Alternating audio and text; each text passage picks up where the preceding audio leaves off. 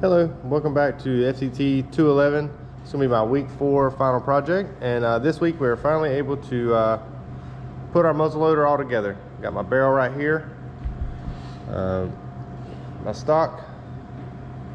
It's been nice and shiny and finished, and I actually just recently finished my ramrod. You can see it's got a nice sheen to it. I think it matches the stock pretty well.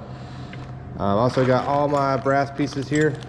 Got them all still in the bag for now, because we're gonna start on our sights. So to do these sights, you have to place them in the dovetail. It might take a little bit of fitting, so I'm just gonna dry fit them here to begin with. And honestly, they don't seem to go in whatsoever. So it's going to take a little bit of sanding and fitting to get these to go in here. As described in the book, it says you want to get it about 1/3 of the way by hand before you actually start hammering with a dowel rod or something. So I'm going to start sanding them down. I'm going to check the front side as well. It too seems like it's going to be very tight. So I'm going to start sanding down the bottom of these dovetails and get these to fit in. And I'll show you once I get them in, and we'll start getting this thing together. I got my sights installed here, my rear sight right here, and front sight. I used a pair of calipers to try to get a dead center point on the middle of the barrel here, so maybe they'll be pretty accurate as I can get it without, test firing it. And I also had a plastic punch and my little mallet to beat them in.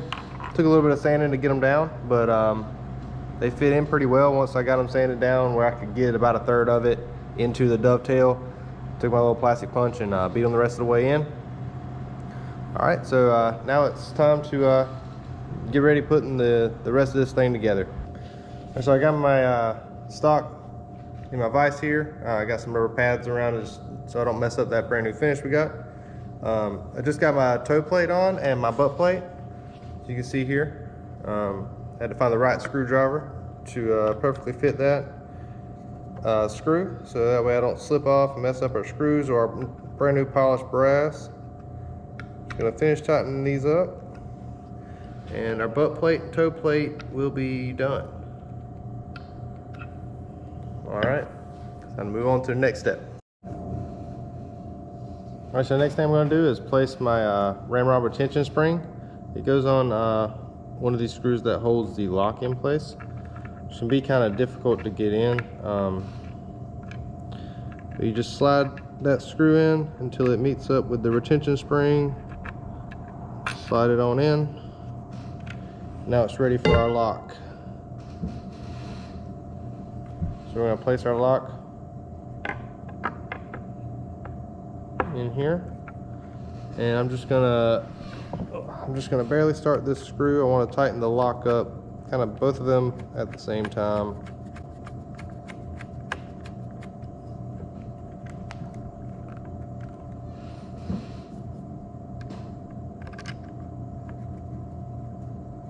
So I'm just going to start that screw.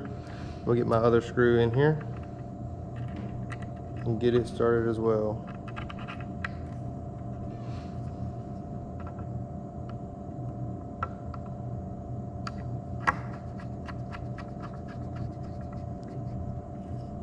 All right, now we're going to tighten them up.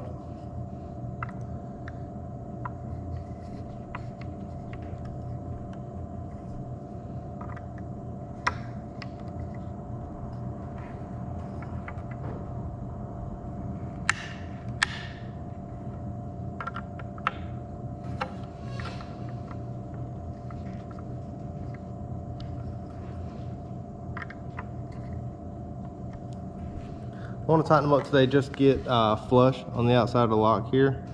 So I got a little bit more on both of them. You want to make sure you don't tighten them up too much, as that screw at the top here can interfere with the lock. So you just want it flush, if not a little less than flush. Get it too tight and you'll start having problems with your locking mechanism. All right, the next step we're going to do here is put in our ramrod pinions here. So I'm going to start with this one on the back and should go right back in the way it came out. We've already had this thing put together and taken apart quite a few times. Okay, here's the back and our front thimble. All right, we got both of those in there. We're gonna check our ramrod. Make sure it goes in. And our retaining spring engages. All right, let's go on and do the next process. So our next step in the process is to install our trigger. I'm gonna put it right here on the bottom, get our screw holes lined up, where our screw just come out of, and start that backside screw. All right, got our trigger set in. Before we get onto our trigger guard, we're gonna want to make sure we can tighten up both of these screws here, and one of them goes into the barrel. So we're gonna put the barrel on first. All right, now with our barrel in, we're gonna put in our barrel screw, which goes all the way down to the trigger. So I'm just gonna tighten that up, and I'm gonna make sure my trigger screw inside the bottom of the trigger is tight as well. All right. Now we're gonna go in with our trigger guard here.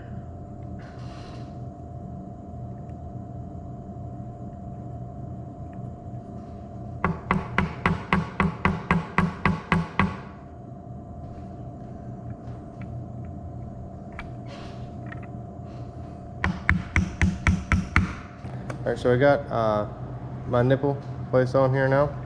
Just gonna do a quick function test. See, it catches half cock. Our trigger doesn't engage when it's in half cock, which is good. We're gonna go to our full cock and check our trigger, and it does drop. You can see it looks pretty good on the nipple. It seems like it covers it perfectly. And there's our finished product. Got my sights and everything on it. Butt plate, toe plate installed. The lock installed. The ramrod retention spring I put inside here underneath the barrel. Got my ramrod and the front cap all placed on here. So I believe it went pretty good. I like the looks of it, and so that'll be my final submission for the FTT211 week 4 project. Thank you very much.